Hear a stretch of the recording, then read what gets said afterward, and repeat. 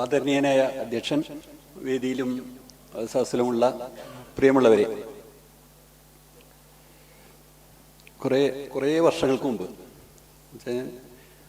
2004-ലാണെന്നാണ് എൻ്റെ ഒരു തോന്നൽ. ആദ്യമായിട്ട് ഞാൻ ശ്രീവത്സൻ്റെ കഥയെ പരിചയപ്പെടുന്നത് ഒരു അവാർഡ് കമ്മിറ്റിയിൽ ഇരുന്നു കൊണ്ടാണ്. അന്ന് അവാർഡ് കമ്മിറ്റിയിൽ ഇരിക്കാനുള്ള യോഗ്യത എനിക്കുണ്ടോ എന്ന് ചോദിച്ചാൽ ഇല്ല. പക്ഷേ അതിന് 2 വർഷം മുമ്പ് അതേ അവാർഡ് എനിക്ക് കിട്ടിയിരുന്നു. അപ്പൊ ഈ അവാർഡ് കമ്മിറ്റിയുടെ 10 കഥകൾ തരും. അത് 3 എണ്ണാക്കി ചുരുക്കി കൊടുക്കേണ്ട ഒരു ചുമതലയാണെന്ന് എനിക്കുണ്ടായിരുന്നു. അതിൻ്റെ ഒപ്പം തന്നെ റാങ്ക് ചെയ്യണം. റാങ്ക് ചെയ്യുന്ന മിക്കവാറും നമ്മൾ ചെയ്യുന്നത് തന്നെ ആയിരിക്കും അവാർഡ് കൊടുക്കുക. പക്ഷേ അതിലെ അവാർഡ് കമ്മിറ്റിയുടെ പേര് വരില്ല, നമ്മുടെ പേര് വരില്ല. നമ്മൾ ഈ ചുരുക്കപ്പട്ടിക തിരഞ്ഞെടുക്കുക എന്നുള്ളതായിരുന്നു എൻ്റെ ഒരു കർത്തവ്യം. ആ സമയത്ത് 3 കഥകൾ ഞാൻ ഇപ്പോഴും ഓർമ്മിക്കുന്നുണ്ട്. ഈ കഥകള് അതും ഒരു അത്ഭുതമായിരുന്നു. നല്ല കഥകളാണ് 3 വന്നത്. ഒന്ന് ഹരീഷിന്റെ രസവിദ്യയുടെ ചരിത്രമായിരുന്നു. 2 ശ്രീവത്സന്റെ 2-ാം നമ്പർ എന്ന് പറയുന്ന കഥയായിരുന്നു. 3-ാമത് ഇന്ദു മേനോന്റെ ചെറ്റ എന്ന് പറയുന്ന ഒരു കഥ. ഈ 3 കഥകൾ. അപ്പൊ ഞാനിത് കറണ്ട് ബുക്സിന്റെ കഥയാണ്. അതിന്റെ 2 കൊല്ലം മുമ്പ് എനിക്ക് 3 അന്ധന്മാർ ആനയിരിക്കുന്നു എന്നുള്ള കഥയ്ക്ക് അവാർഡ് കിട്ടിയിരുന്നു. അതുകൊണ്ടാണ് എന്നെ ചേർത്തത്. അപ്പൊ ഞാനിത് കറണ്ട് ബുക്സിന്റെ ചുമതലക്കാരനായിട്ടുള്ള എൻ്റെ സുഹൃത്ത് ജോണിയോട് പറഞ്ഞു, ഈ 3 കഥകളും വളരെ നല്ല രീതിയിൽ എനിക്ക് ഇഷ്ടപ്പെട്ടു.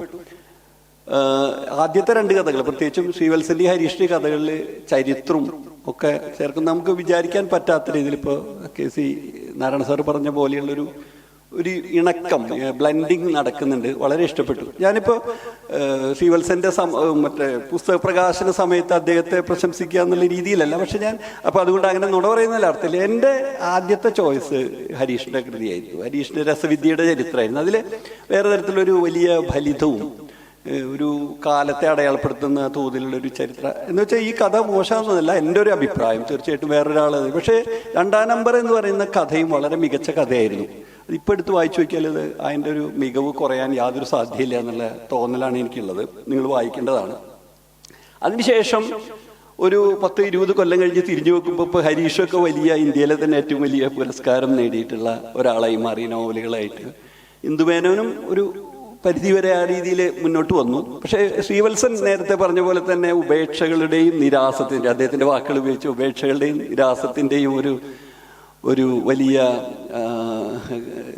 മറ്റൊരു ബുദ്ധിമുട്ടുകളൊക്കെ പേറിക്കൊണ്ട് അങ്ങനെ മാധ്യമ ശ്രദ്ധ എന്ന് വെച്ചാൽ നല്ല രീതിയിൽ വായിക്കുന്ന ആളുകളുടെ ഇടയിൽ ശ്രീവത്സൻ പരിചിതനാണ്. പക്ഷെ എങ്കിലും ഒരുപക്ഷെ വലിയൊരു ജനപ്രീതി ലഭിക്കാതെ പോയ ഒരു എഴുത്തുകാരനായിട്ട് വേണമെങ്കിൽ നിലനിൽക്കുന്നു എന്ന് പറയാം. പക്ഷെ അതിലെ ഇപ്പൊ 2 കാര്യമാണ് അദ്ദേഹം പറയുന്നത്. ഇപ്പോ നിരാസത്തിന്റെ ഒരു ഉപേക്ഷയുടെ ഒക്കെ ഒരു ബുദ്ധിമുട്ട് പറഞ്ഞു. അതുപോലെ തന്നെ അതിന്റെ അവസാനം ഈ 2 കാര്യങ്ങൾ ഞാൻ സൂചിപ്പിക്കാനാണ് ഉദ്ദേശിക്കുന്നത്. അവസാനം ആദ്യത്തെ പോയിന്റ് ഇത് തന്നെയാണ്. അതിലെ ഈ അദ്ദേഹത്തിന് അനുഭവിക്കുന്ന ഈ ഒരു നിരാസത്തിന്റെ ഒരു കാരണം, അതിന്റെ ആദ്യത്തെ കാരണക്കാരൻ അദ്ദേഹം തന്നെയാണ്. കാരണം അദ്ദേഹം വളരെ നിലവാരമുള്ള ഒരു എഴുത്തുകാരനാണ്. വളരെ നിലവാരമുള്ള ഒരു എഴുത്തുകാരനെ അങ്ങനെ പെട്ടെന്ന് വന്ന് ആളുകൾ സ്വീകരിക്കുന്നത് നമ്മൾ പ്രതീക്ഷിക്കാൻ പാടില്ല. ആ രീതിയിൽ വരില്ല ആളുകൾക്ക്. വളരെ പെട്ടെന്ന് ഇഷ്ടപ്പെടാവുന്ന, പെട്ടെന്ന് മനസ്സിലാക്കാവുന്ന ഒരു രചനാ രീതിയിലേക്ക് അദ്ദേഹം താഴ്ന്നിട്ടില്ല. അല്ലെങ്കിൽ നമ്മുടെ വായനക്കാര് അദ്ദേഹത്തിന്റെ നിലവാരത്തിലേക്ക് ഉയർന്നിട്ടില്ല. ഇതൊക്കെ ഞാൻ വളരെ സത്യസന്ധമായിട്ട് പറഞ്ഞത്. എനിക്ക് അദ്ദേഹത്തെ അങ്ങനെ വലിയ ഒരു വ്യക്തിപരമായിട്ടുള്ള അടുപ്പുള്ള ഒരാളല്ല. അപ്പൊ അതുകൊണ്ട് നമുക്കത് വായിച്ചു നോക്കുമ്പോൾ മനസ്സിലാവും. വളരെ അല്പം ഒരു ബുദ്ധിപരമായ ഇടപെടൽ വായനക്കാരുടെ ഭാഗത്തു നിന്ന് ഉണ്ടായാലേ അത് ഈ കഥ നമുക്ക് പ്രിയപ്പെട്ടതായിട്ട് മാറുള്ളൂ. ഇപ്പൊ ഈ ക്ലൗഡ് മെസ്സഞ്ചറിൽ ഇപ്പൊ KC എഴുതിയ അവതാരിക വായിച്ചാൽ നിങ്ങൾക്കത് മനസ്സിലാവും. അതിന്റെ സാധ്യതകൾ എന്താണ്, ഏത് രീതി. ഇപ്പൊ നേരത്തെ പറഞ്ഞ പോലെ ചത്രവും ചാമരവും പോലത്തെ ഒരു പുസ്തകത്തിന്റെ റെഫറൻസ് ഒക്കെ പറഞ്ഞാലേ നടക്കുള്ളൂ. അപ്പൊ ഒരു കാര്യം അതാണ്. ഇത് ഞാൻ പിന്നെ നോക്കുന്ന അദ്ദേഹത്തിന്റെ ഒരു വ്യക്തിപരമായിട്ടുള്ള ഒരു സ്വഭാവ സവിശേഷതയുണ്ട്. നിങ്ങൾ പലരും കേട്ടിട്ടുള്ള ഒരു വാക്ക് ഞാൻ പറയാം. ലൂസി ഫ്യൂഗസ് എന്നൊരു പദമുണ്ട്. ലൂസി ഫ്യൂഗസ് എന്ന് വെച്ച് കഴിഞ്ഞാല് വെളിച്ചത്തിൽ നിന്ന് മാറി നിൽക്കുന്ന മൃഗങ്ങളെ പറ്റി പറയണം. ലൂസി എന്ന് വെച്ച് കഴിഞ്ഞാൽ ലാറ്റിനിലെ ഇപ്പോൾ അക്ഷരപ്രതിയൊക്കെ ശ്രദ്ധിക്കുന്ന ഇതുകൊണ്ട് പറയാം, വെളിച്ചം എന്നാണ് അർത്ഥം. ലെക്സ് എന്നൊക്കെ പറയുന്നത്. ഫ്യൂഗസ് എന്ന് വെച്ച് കഴിഞ്ഞാൽ ഫ്യൂജിയറെ അല്ലെ ഫ്യൂജിറ്റീവ് എന്നൊക്കെ പറയുന്ന പോലെ. അപ്പൊ ഇതിനിട്ട് വെളിച്ചത്തിൽ നിന്ന് അകന്ന് ഒളിച്ചു മാറി നിൽക്കുന്ന ജീവികളെ, താഴേക്ക് മാറി നിൽക്കുന്ന ജീവികളെ പറയാൻ ഉപയോഗിക്കുന്ന ഒരു പദമാണ് ലൂസി ഫ്യൂഗസ്. അങ്ങനെയുള്ള ഒരാളാണ് ഒരു രൂപകരപരമായി നോക്കിക്കഴിഞ്ഞാൽ ശ്രീവത്സൻ എന്ന് തോന്നുന്നു. തീർച്ചയായിട്ടും അദ്ദേഹം എഴുതുന്നുണ്ട്, പക്ഷെ വെളിച്ചത്തിൻ്റെ ഒരു പ്രശസ്തിയുടെ വെള്ളി വെളിച്ചത്തിലേക്ക് സ്വയം മാറി നിൽക്കാൻ അദ്ദേഹം തയ്യാറാവുന്നില്ല. ഒളിച്ച് മാറി നടന്നു പോകുന്ന ഒരു എഴുത്തുകാരനാണ് അദ്ദേഹം. അതുകൊണ്ടാണ് ഈ സംഭവത്തിലെ ഒരു കാര്യം, അത് വേറെ തരത്തിലൊരു പ്രതിരോധം കൂടിയാണ്. ഇന്ന് നമ്മൾ സാമൂഹ്യ മാധ്യമങ്ങളുടെയൊക്കെ ആധിക്യമുണ്ട്. നമ്മളെല്ലാവരും വിസിബിൾ ആവുക, ഒരു പദം എപ്പോഴും പറയും, നമ്മൾ പ്രദർശന സജ്ജാവുക, വിസിബിൾ ആവുക എന്ന് പറയും. വിസിബിൾ ആവാനുള്ള ഈ വിസിബിലിറ്റി ഒരു വലിയ അധികാരമാണെന്നുള്ള ഒരു ലേഖനം, ഞാൻ ഈ സൈദ്ധാന്തിക കാര്യങ്ങളിൽ വലിയ പണ്ഡിതനൊന്നും അല്ലെങ്കിൽ ഞാനിത് വായിച്ചിട്ടുണ്ട്. ഫൂക്കോ എന്ന് പറയുന്ന മഹാനായിട്ടുള്ള ഫ്രഞ്ച് ദാർശനികൻ എഴുതിയിട്ടുള്ള വെളിച്ചത്തിൻ്റെ ഈ വിസിബിലിറ്റിയുടെ ഒരു അധികാരം, പവർ, അതിൽ നിന്ന് മാറി നിൽക്കാൻ, സ്വയം മാറി നിൽക്കാനുള്ള ഒരു ശ്രമമാണ് എന്ന് പറയും. അല്ലെങ്കിൽ ഈ മറ്റേ എന്താ പറയുക, പ്രശസ്തിയുടെ ഇങ്ങനെ ടിറണി ഓഫ് എക്സ്പോഷർ, പുറത്തു കാണുന്ന അത്രയധികം വലിയ ശക്തമായിട്ട് നമ്മൾ ആളുകളുടെ മുന്നിലേക്ക് വെളിവാക്കപ്പെടുക, ഇതിൽ നിന്ന് മാറി നിൽക്കാനുള്ള, ഒളിച്ചു നിൽക്കാനുള്ള ഒരു പ്രതിരോധ ശ്രമം കൂടി ശ്രീവത്സനെ പോലുള്ള എഴുത്തുകാരിലുണ്ട്. അങ്ങനെയുള്ള പല എഴുത്തുകാരും ലോകത്തെമ്പാടും ഉണ്ട്. ഇപ്പോൾ സാലിഞ്ചറെ പറ്റി എപ്പോഴും പറയാറുണ്ട്. സാലിഞ്ചർ ഒരു പുസ്തകം ഭയങ്കരമായിട്ട് പ്രശസ്തമായി കഴിഞ്ഞപ്പോൾ അദ്ദേഹം ഒരു ഗ്രാമത്തിലേക്ക് പോവുകയും അവിടെ ഒളിച്ചിരിക്കുകയും ചെയ്യുന്നു. അല്ലെങ്കിൽ അദ്ദേഹത്തെ പോയി ഒരു ഇൻ്റർവ്യൂ ചെയ്യാനൊന്നും പറ്റില്ല. ഇവിടെ നമ്മുടെ എഴുത്തുകാർക്ക് എന്തെല്ലാം ജോലികളാണുള്ളത്. ഓരോ കവർ പ്രകാശനം വരും, ആശംസകൾ, മയക്കുമരുന്നിനെതിരെയുള്ള പ്രതിരോധം, ഇങ്ങനെയുള്ള നിരവധി കാര്യങ്ങളിൽ എഴുത്തുകാരിങ്ങനെ ബാധ്യസ്ഥരാണ്. അവർക്ക് എഴുത്തിനേക്കാൾ കൂടുതൽ കാര്യങ്ങൾ ചെയ്യേണ്ട ഘട്ടം വരികയാണ്. അപ്പം അതിൽ നിന്നൊക്കെ മാറി, വിസിബിലിറ്റിയിൽ നിന്ന് മാറി നിൽക്കാനുള്ള ശ്രമം അദ്ദേഹം നടക്കുകയാണ്. പിന്നെ ഇതൊരു പാണ്ഡിത്യത്തിൻ്റെ രീതിയിലാണ് സമീപിക്കുന്നത്, കഥകളെ സമീപിക്കുന്നത് ശ്രീവത്സൻ.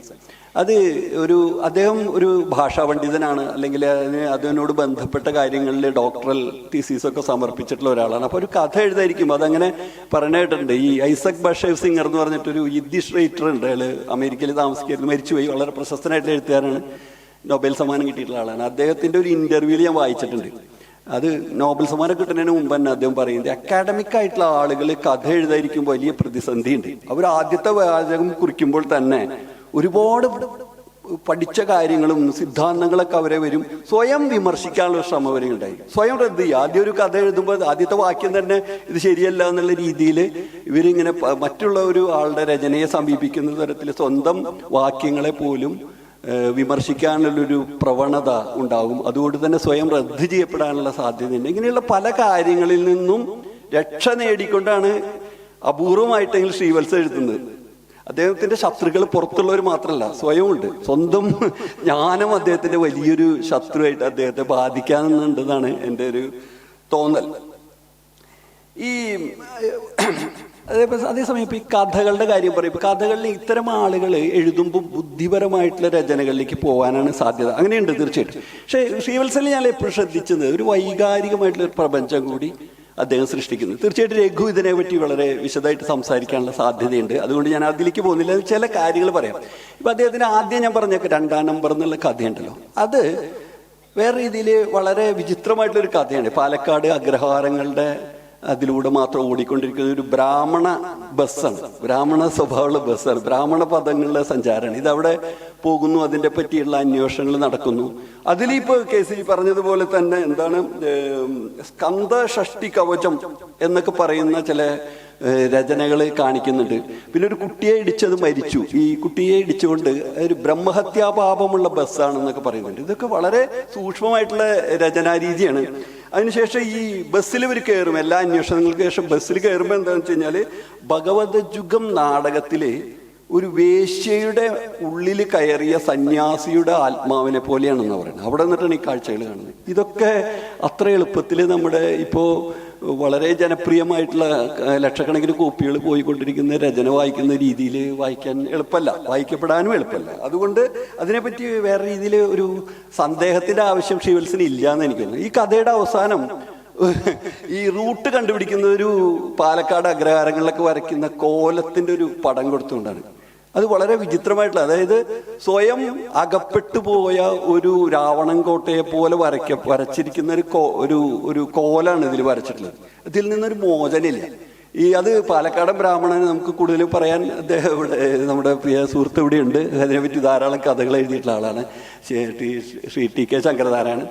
സ്വയം അകപ്പെട്ടു പോയ തങ്ങളുടേതായിട്ടുള്ള ഒരു ജീവിതത്തിലും സംസ്കാരത്തിൽ നിന്നും അകപ്പെട്ടു പോയൊരു മനുഷ്യരുടെ ജീവിതം, അല്ലെങ്കിൽ അതിലൂടെ കടന്നു പോകുന്ന ഒരു ബസ്സിന്റെ ഒരു യാത്രാമാർഗം, റൂട്ട് അവതരിപ്പിക്കാൻ ഇത്രയും ഒരു സങ്കീർണമായിട്ടുള്ള ഒരു കോലത്തിന്റെ ചിത്രത്തോടെയാണ് ഇത് അവസാനിക്കുന്നത്. അത് ഏതാണ്ട് നമ്മളൊരു ബോർഹസിലൊക്കെ കാണുന്ന പോലെയുള്ള ഒരു വലിയ രാവണൻ കോട്ടയുടെ ഒരു പ്രദർശനമായിട്ട് തോന്നി. ഈ കഥ 25 കൊല്ലത്തായി ഏതാണ്ട് എഴുതപ്പെട്ട ഇത്ര കാലമായിട്ടും അതിനെപ്പറ്റി വളരെ വിദഗ്ധമായിട്ടൊരു പഠനം വന്നിട്ടുണ്ടോ എന്ന് എനിക്ക് സംശയമുണ്ട്. അത് വളരെ ഗംഭീരമായിട്ടുള്ള കഥ തന്നെയാണ്. ഞാൻ അന്നത്തെ രീതിയിൽ ഇപ്പോഴും അതിനെ കാണാനായിട്ട് ആഗ്രഹിക്കുന്നു. മലയാളത്തിൽ വളരെ പ്രശസ്ത, അല്ലെങ്കിൽ വളരെ പ്രധാനപ്പെട്ട, വളരെ യുണീക്കായിട്ടുള്ള, അനന്യമായിട്ടുള്ള ഒരു രചന അതിലുണ്ട് എന്ന് പറയുന്നത്. ഈ കഥകൾ മിക്കവാറും ഇങ്ങനെ മുമ്പ് ഞാൻ വായിച്ചിട്ടുള്ള ചില കഥകളുണ്ട്, ആംബുലൻസ് പോലെയുള്ള. എനിക്കൊന്ന് ആ ചേട്ടൻ സംസാരിച്ചു, 96 പബ്ലിഷ് ചെയ്തിട്ടുള്ള കഥയാണ്. ആംബുലൻസ് ഉണ്ട്. അതുപോലെ തന്നെ ഈ നിസ്സാരോപദേശം എന്ന് പറഞ്ഞൊരു കഥയുണ്ട്. അതൊക്കെ നമ്മൾ വിചാരിക്കാത്ത രീതിയിൽ പല സംഭവങ്ങൾ കൊണ്ട്, ഇറ്റാലോ കാൽവിനെ പോലെയുള്ള പുറത്തു നിന്നുള്ള എഴുത്തുകാർ. അതുപോലെ നിന്റെ എന്ന് പറഞ്ഞിട്ടൊരു കഥ, അതും വീണ്ടും ഒരു അഗ്രഹാരത്തിന്റെ കഥയാണ്. അഗ്രഹാരത്തിൽ ചന്തുമേനോന്റെ മറ്റേ ഇന്ദുലേഖയിലെ കഥാപാത്രങ്ങളാണ് അതിൽ വരുന്നത്. അത് ഭാഷാപരമായിട്ടുള്ള ഈ സിമിയോട്ടിക്സ് ഉപയോഗിക്കുന്നുണ്ട്, എപ്പിസ്റ്റമോളജി, ഇങ്ങനെ പല സംഭവങ്ങളും ഉപയോഗിച്ചുകൊണ്ട് ഈ ക്രോസ് റെഫറൻസിൽ കൊടുത്തുകൊണ്ടാണ് ശ്രീവത്സൻ എഴുതുന്നത്. അപ്പൊ അതിൻ്റെതായിട്ടുള്ള വലിയ മികവും അതേപോലെയുള്ള ബാധ്യതയും അദ്ദേഹം പേറുന്നുണ്ട്. ബാധ്യത എന്ന് പറയുന്നത് ഈ ജനപ്രീതി അദ്ദേഹത്തിന് ലഭിക്കാതെ പോകുന്നതാണ്. ഉപേക്ഷയും നിരാശയും അദ്ദേഹത്തിന്റെ വാക്യങ്ങളിൽ. മികവ് എന്ന് പറയുന്നത് തീർച്ചയായിട്ടും ഒരുപക്ഷെ വരും കാലത്തെ ഒരു വലിയ വായനക്കാരൻ ഇതിനെ കണ്ടെത്തുകയും അതിനെ പഠിക്കുകയും ഒക്കെ ചെയ്യും. കുറച്ചുപേരെ വായിക്കുള്ളൂ, അത് യാതൊരു സംശയമില്ല. ഇത് ഹിറ്റൊന്നാവുമെന്ന് ഞാൻ വിചാരിക്കുന്നില്ല. ഈ കഥകളൊന്നും ഈ വലിയ ആൾക്കൂട്ടത ഏറ്റെടുക്കുന്നു തോന്നുന്നില്ല, സാധ്യതയില്ല. അങ്ങനെയാണെങ്കിൽ ശ്രീവത്സൻ ഇല്ലാണ്ടാവും, വേറൊരാളായിരിക്കും അത് എഴുതുക, അങ്ങനെയുള്ള തോന്നല്. ഈ കഥയില് ഇപ്പൊ ക്ലൗഡ് മെസ്സഞ്ചർ എന്നുള്ള കഥയെ പറ്റി ഇപ്പൊ ദീർഘമായിട്ട് സംസാരിച്ചു, രഘു ഇപ്പൊ സംസാരിക്കും. അതിലുള്ള കഥയിലുള്ള ഒരു കാര്യം ഈ പറഞ്ഞ പോലെ തന്നെ ഒരു ഏകാഗിയായിട്ടുള്ള ഒരു മനുഷ്യൻ ജീവിക്കുന്നതിൻ്റെ അദ്ദേഹത്തിന്റെ അവസാന കാലം ജീവിക്കുന്നത്. പക്ഷെ അതിൽ വളരെ രസകരമായിട്ടുള്ള മറ്റൊരു സംഗതി ഞാൻ ആലോചിച്ചു. അതില് ഈ കഥ പറയുന്നതിന്റെ ഇടയ്ക്ക് അദ്ദേഹം പറഞ്ഞു, ചെറിയൊരു എയർക്രാഫ്റ്റ് എനിക്ക് തോന്നുന്നു എറണാകുളത്ത് നിന്ന് മറ്റും പുറപ്പെട്ട് ഒരു സ്ഥലത്ത് വെച്ച് കാണാതാവണം. ഒരു എയർക്രാഫ്റ്റ് കാണാതെ, റഡാറിനൊന്നും അല്ലെങ്കിൽ എങ്ങനെയുള്ള സാങ്കേതിക സംവിധാനങ്ങൾക്കൊന്നും കാണാൻ പറ്റാത്ത രീതിയിൽ ഇത് മാഞ്ഞു പോയി എന്നുള്ളതാണ്. ഇത് എവിടെ പോയി? അതിനെ അന്വേഷിച്ചിട്ട് ഒരു ജ്യോതിഷിയുടെ അടുത്തൊക്കെ പോകുന്നുണ്ട്, ഒരു സ്ത്രീ അഞ്ചലിലുള്ള ഒരു ജ്യോതിഷിയുടെ അടുത്ത്. പക്ഷെ ഇത് കണ്ടുപിടിക്കാൻ ഇത്ര കാലം 10-28 കൊല്ലമായിട്ട് കഴിഞ്ഞിട്ടില്ല. ഈ രീതിയിലുള്ള ഒരു കഥ, വളരെ പ്രശസ്തമായിട്ടുള്ളൊരു കഥ ഹാരുക്കി മുരകാമി എഴുതിയിട്ടുണ്ട്. ഹാരുക്കി മുരകാമി എഴുതിയിട്ടുള്ള കഥയുടെ ദി എലഫന്റ് വാനിഷസ് എന്നാണ്. ആന മാഞ്ഞു പോകുന്നു. ജപ്പാനിലുള്ള ഒരു പട്ടണത്തിൽ ഒരു ആനയുള്ള, നമ്മുടെ നാട്ടിലെ പോലെ ആനകൾ അധികമില്ലേ, ഒരു പന്തിയിൽ, ഒരു ആനപ്പന്തിയിൽ ഒരു ആന ഉണ്ടായിരുന്നു. ഒരു ദിവസം ഈ ആനയെ കാണാതാവണം. ഈ ആന എവിടേക്ക് പോയി? ഇത്രയും വലിയൊരു ആനയാണ്, ആന എങ്ങനെ കണ്ടുപിടിക്കാൻ പറ്റും എന്നുള്ളത്. അപ്പം ആനയെ പറ്റി അന്വേഷിച്ച് ഇങ്ങനെ പോകുന്നതിൻ്റെ ഒരു ചിത്രം. അത് ശ്രീവത്സൻ അത് ഏതെങ്കിലും രീതിയിൽ സ്വാധീനിക്കപ്പെട്ടു എന്നുള്ള രീതിയിലല്ല പറയുന്നത്. അപ്പൊ പല സ്ഥലത്തും വലിയ തോതിലുള്ള ഇങ്ങനെയുള്ള മിസ്റ്ററികൾ, നിഗൂഢതകൾ ആവിഷ്കരിക്കുന്ന കഥകൾക്ക് സാദൃശ്യം. അല്ല, മുരകാമിയുടെ കഥാപ്രപഞ്ചത്തിൽ തന്നെ വളരെ വ്യത്യസ്തമായിട്ടൊരു കഥയാണ്. അദ്ദേഹം തീർച്ചയായിട്ടും നിഗൂഢത എഴുതുന്ന ഒരാളാണ്. വളരെ അതെന്തുകൊണ്ടാണ് ഈ ഫാന്റസി എഴുതുന്നത് എന്ന് ചോദിക്കുമ്പോൾ ഒരു വാക്യം ഇങ്ങനെ എനിക്ക് പറയാൻ തോന്നുന്നു. അപ്പൊ you need a fantasy to survive the reality എന്ന് പറയും. You need a fantasy to survive the reality. ഈ അവസ്ഥയുണ്ടല്ലോ, നമ്മുടെ വളരെ റിയലായിട്ടുള്ള വാസ്തവികമായിട്ടുള്ള ജീവിതത്തെ അതിജീവിക്കാൻ നിങ്ങൾക്ക് പലപ്പോഴും ഫാന്റസി വേണമെന്നുള്ളത്. ഇത് പറഞ്ഞിട്ടുള്ളത് സൽമാൻ റുഷ്ദിയാണ്. അദ്ദേഹം 2-3 കൊല്ലം മുമ്പ് ഒരു ലേഖന സമാഹാരം ഇറക്കണ്ടേ, അറബിയൻ കഥകളെയും നമ്മുടെ കഥാസാരി സാഗരം, പഞ്ചതന്ത്രം, ഇതൊക്കെ ചേർത്ത് എങ്ങനെയാണ് കഥകള് ലോകത്ത് പ്രചരിക്കപ്പെട്ടത് എന്നുള്ള ഒരു വലിയ മികച്ച ലേഖനമാണ്. അതിലാണ് അദ്ദേഹം ഈ ഒരു കാര്യം പറയുന്നത്. എല്ലാവരും വളരെ വാസ്തവമായിട്ടുള്ള കാര്യങ്ങൾ നോക്കിക്കൊണ്ടിരിക്കുന്ന കാലത്ത് ഈ ഫാന്റസികളാണ് മനുഷ്യനെ അല്ലെങ്കിൽ മനുഷ്യ സമൂഹത്തെ മുന്നോട്ട് കൊണ്ടുപോയിട്ടുള്ളത് എന്നാണ് റുഷ്ദി പറഞ്ഞത്. അതുപോലെ തന്നെയുള്ള ഇത്തരം നമ്മൾ ലോകത്ത് അദ്ദേഹം ഭാഷ പഠിപ്പിക്കുന്നു, അല്ലെങ്കിൽ ലോകത്തെ നോക്കിക്കാണുന്നു, അതിൻ്റെ മുമ്പിൽ നിഗൂഢമായിട്ടുള്ള ചില കാര്യങ്ങൾ കൊണ്ടുവന്ന് ഇതിന്റെ വളരെ വിരസമായിട്ടൊരു വാസ്തവികതയെ മറികടക്കുന്നു എന്നുകൂടി നമുക്ക് പറയാം. പിന്നെ അദ്ദേഹം പറയുന്ന അവസാനത്തെ വാക്യം, ഈ നാരായണ സാർ പറഞ്ഞ അവതാരികയിലെ അവസാന വാക്യം കുറച്ചും കൂടി നിരാശാഭരിതമാണ്. എൻ്റെ ലോകം വളരെ ചെറുതാണ്, വളരെ സൂക്ഷ്മമായിട്ടുള്ള കഥകളെ എനിക്കുള്ളൂ. വിദൂരമായ നിലവിളികളെക്കാൾ സമീപസ്ഥനായ ഒരാളുടെ ചുടുനിശ്വാസങ്ങൾക്ക് ശക്തി കൂടുമെന്ന് ഞാൻ വിശ്വസിക്കുന്നു എന്ന് പറയുന്നു. പക്ഷെ ഇത് ഒരു പറച്ചിൽ അത്രയും കൂടെ ശരിയാണോ എന്ന് സംശയമുണ്ട്. കാരണം ഈ പറയുന്ന ചെറിയ ലോകമല്ല അദ്ദേഹം അവതരിപ്പിക്കുന്നത് വളരെ വിശാലമായിട്ടുള്ള ലോകമാണ്. ചെറിയ ചെറിയ കാര്യങ്ങൾ പറഞ്ഞെങ്കിലും വലിയ കാലഘട്ടത്തെയും വലിയ പറപ്പുറത്തുള്ള ജീവിതത്തെയും വളരെ പ്രാപഞ്ചികമായിട്ടുള്ള ചില വിഷയങ്ങളാണ് ശ്രീവത്സൻ അവതരിപ്പിച്ചുകൊണ്ടിരിക്കുന്നത്. ഒരു പക്ഷേ പേഴ്സണൽ ഈസ് പൊളിറ്റിക്കൽ എന്നും പേഴ്സണൽ ഈസ് യൂണിവേഴ്സൽ എന്നൊക്കെ പറയുന്ന ഒരു കാലത്തിൻ്റെ ഒരു കാര്യമായിരിക്കാം.